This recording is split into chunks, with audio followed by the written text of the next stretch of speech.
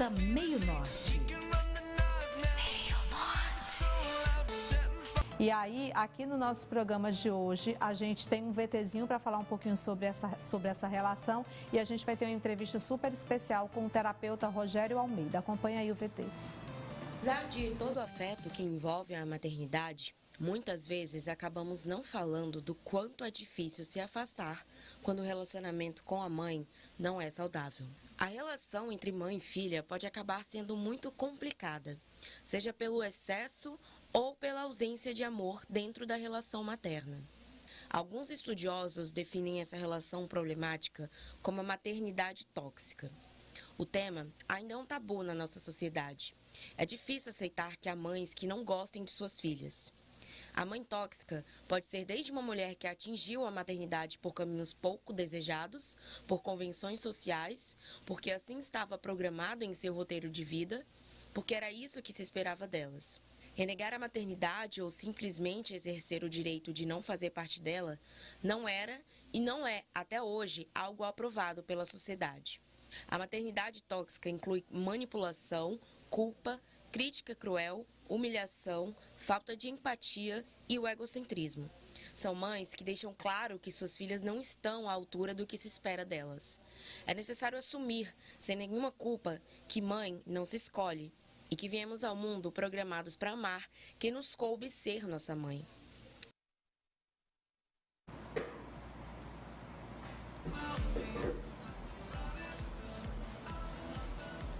E hoje nós recebemos aqui no nosso programa o terapeuta Rogério Almeida para falar um pouco sobre a maternidade tóxica. Ontem foi o Dia das Mães, né, Rogério?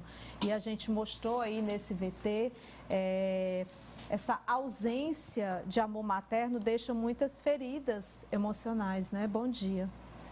Bom dia, Carla. Bom dia a todos que assistem a revista Meio Norte.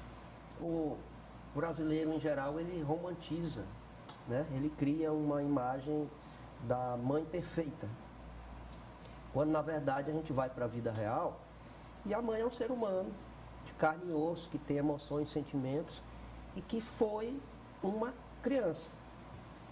Se esta mãe foi uma criança, ela cresceu dentro de um padrão familiar, dentro de um padrão de funcionamento da família, que muitas vezes é funcional, é amoroso, tem condições emocionais e materiais de, principalmente, aprender um conceito saudável do que é amor, do que é família, do que é casamento, do que é relacionamento, do que é trabalho, e poder seguir adiante na vida adulta com planejamento familiar, escolhendo um bom companheiro ao seu lado. Enfim, seria o ideal. E como reconhecer esses aspectos da maternidade tóxica? Como entender que aquilo ali, aquelas relações, não é saudável? No caso, por exemplo, de filhos e filhas. Bem, a criança, ela não consegue identificar, ela não tem discernimento, não tem estrutura emocional para, na sua primeira infância, identificar o que é tóxico e o que não é tóxico. Não é tóxico. Ele consegue perceber o que faz bem à sua psique e a seu corpo. E consegue perceber o que não faz bem, o que lhe deixa estressado. Então, a criança estressada, a criança extremamente boazinha, já é um sinal de que há uma dificuldade de comunicação, de relacionamento desde a infância. Um padrão que ele é muito comum, mas eu diria que não é normal, mas é comum, é os pais dizerem: eu sei o que é melhor para você, você só vai agir conforme eu determinar. Eu digo e pronto, a palavra final é minha. Muitas mães assim fazem e os filhos aceitam numa boa. E aí se cria um padrão daquele filho bonzinho. Sim. E ele vai para a vida, para os relacionamentos, sendo uma pessoa boazinha. Ou então, aquele filho que desenvolve uma raiva por não poder fazer e sentir do jeito que ele acha que é bom para ele, e ele pode desenvolver uma culpa, desenvolver uma raiva. Tem aquela criança também que apanha, que fica excessivamente de castigo. Aquela criança também que a mãe critica muito. Você não serve para nada, você é desastrado, você não sabe fazer as coisas. Ele já vai crescendo com aquela ideia de que ele não vai servir para nada. Aquela verdade. Aquela, né? Que não vai servir para nada. No caso das mães, como é que elas mesmas podem reconhecer e tratar essa característica aí que acaba minando, inclusive, o relacionamento mãe-filho, mãe-filha, né? É uma pergunta muito difícil de responder, porque isso parte muito do eu. Do eu. Eu reconhecer que a minha relação com minha filha, com meu filho não está boa, e eu preciso de mudança. Porque há no senso comum das pessoas de que o outro é que tem que mudar. O outro é que tem que ser diferente. Ah, o outro não me obedece. Ah, o outro não olha para mim. Ah, o outro foi embora de casa, não quer mais saber de mim. E aí se cria aquela imagem de que a solução está sempre no outro. E aí se estabelece um conflito familiar de difícil solução. Até porque muitos filhos e filhas já adultos entendem que a mãe realmente fez o melhor que pôde, que ela fez o que estava certo e que não reconhece nenhum abuso, nenhuma disfuncionalidade. Há também situações em que a abusividade ela é clara, ela é cristalina, evidente, né? E é evidente, e aí você não precisa ficar perto de uma pessoa tóxica. Tóxica, porque essas influências dessa criação, ela pode ter em uma criança, quando ela chega à vida adulta, a insegurança, né? Ela pode ter uma insegurança, baixa autoestima. Você viu que no início do programa eu falei sobre essa questão da violência contra a mulher, cada vez mais comum. A gente está vendo aí mulheres terem coragem de reagir, de denunciar os agressores. Mas aí a gente também aproveita esse gancho da maternidade tóxica para falar, Rogério, com você, que além de terapeuta também é advogado e faz um importante trabalho na OAB com criança, né, com o núcleo de Comissão de Defesa dos Direitos da Crianças e Adolescentes. Então vamos lá, vamos falar sobre essa questão do machismo, do sexismo, do racismo também, que é tão enraizado na vida do ser humano, é algo que é tão... que vem vem de muito tempo, né? Então, assim, faz parte da nossa vida, a gente está crescendo com isso e a gente está reproduzindo isso. Filhos e filhas que veem, por exemplo, a mãe sendo agredida, a agressividade dentro de casa, então ele vai tender a achar que aquilo é normal, ele vai naturalizar aquilo e quando ele se tornar um adulto, ele vai se achar no direito de fazer a mesma coisa com a mulher. Você fez uma colocação muito importante. A violência, ela começa dentro de casa. O bullying, se combate muito bullying nas escolas. O bullying começa em casa. Em casa. Em casa vai para os amigos vão para a escola. Então a violência, a dificuldade de comunicação, de interação nas relações familiares, começa dentro de casa, dentro do padrão de funcionamento da casa, das pessoas da casa. E a partir daí, muita violência simbólica, ela é passada de geração para geração. Por exemplo, o homem que manda na casa, cresceu com esse padrão. A mulher tem que ficar em casa, a função dela é cuidar de casa. O homem, ele pode levantar a voz para o filho, pode agredir o filho. Tem um padrão muito comum que o filho mais velho apanha, não pode reclamar, não pode sentir a raiva do pai e da mãe, ele vai descontar em quem? No filho mais novo. No filho mais novo. E o filho mais novo começa a sofrer violência do outro. Então, os filhos crescem num padrão de violência dentro da família, dificuldade de comunicação e de cada um conhecer qual a sua função, o seu lugar dentro da família, o seu papel na família e, principalmente, desenvolver um conceito de amor saudável, que tudo gira em torno disso. Tudo gira em torno disso. Do amor. Então, o amor vence tudo, né? Acontece tudo. Então, a criança, ela cresce achando que é normal uma violência, ou então ela sofre violência e ela terceiriza essa violência na sua relação de adulto. E tudo está intrinsecamente ligado à nossa primeira infância. A nossa formação da vida, ela parte ali do que nós recebemos ali na primeira infância, né, doutor Rogério? Na primeira infância, e até porque nas sociedades abertas, como as ocidentais, em que as pessoas valorizam muito o ter em detrimento do ser, as pessoas elas têm uma dificuldade muito grande de se relacionar consigo e com as outras pessoas. Então, as pessoas têm dificuldade de se comunicar, de dizer eu te amo, de dar um abraço, de poder ouvir um filho, né? Eu cresci assim.